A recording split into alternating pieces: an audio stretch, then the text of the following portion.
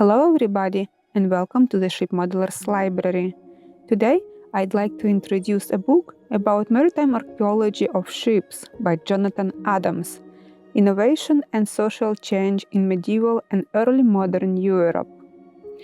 Over the past 50 years, the study of maritime archaeological sites, whether in the open sea, coastal areas, or the regions that connect them, has become one of the most dynamic and rapidly developing fields within archaeology. Once considered a specialized interest, maritime archaeology is now widely recognized as essential to a comprehensive understanding of human history. In this book, John Adams evaluates key episodes of technical change in the ways that ships were conceived, designed, constructed, operated, and ultimately abandoned or disposed of. These vessels have long posed difficult technical questions for researchers. However, when they are studied within the social and cultural context in which they were created, mysteries begin to dissolve.